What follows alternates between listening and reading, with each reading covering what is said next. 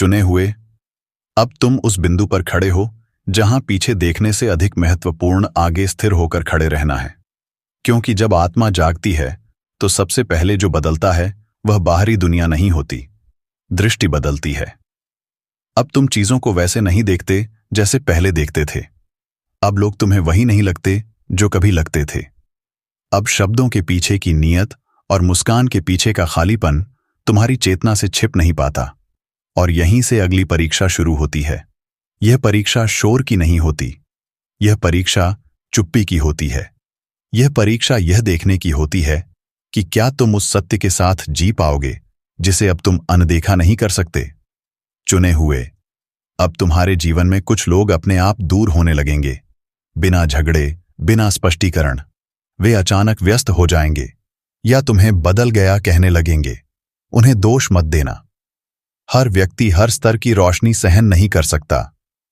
कुछ लोग तुम्हें इसलिए छोड़ते हैं क्योंकि तुम्हारी उपस्थिति उन्हें उनके ही भीतर दबी हुई सच्चाइयों से आमने सामने कर देती है।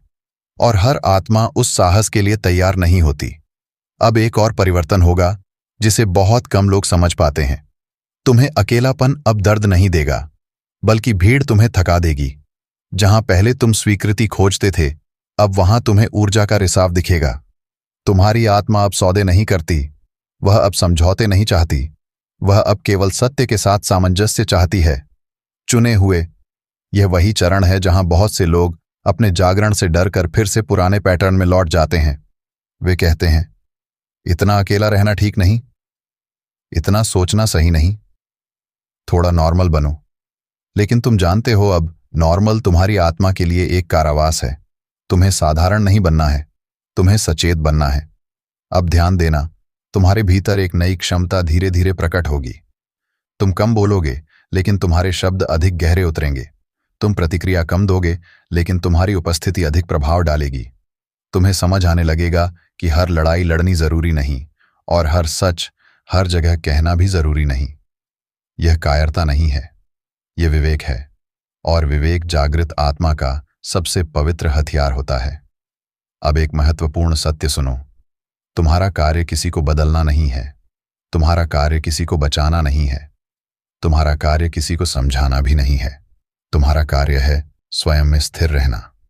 जब तुम अपने सत्य में पूरी तरह टिक जाते हो, तो जो तैयार होते हैं वे स्वयं रास्ता खोज लेते हैं, और जो तैयार नहीं होते वे स्वयं दूरी बना लेते हैं।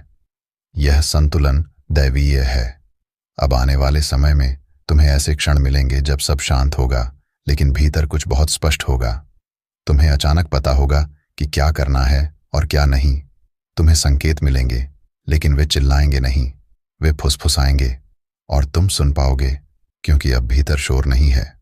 चुने हुए, यही वह अवस्था है जहां आत्मा नेतृत्व में आ जाती है और अहम पीछे हट जाता है।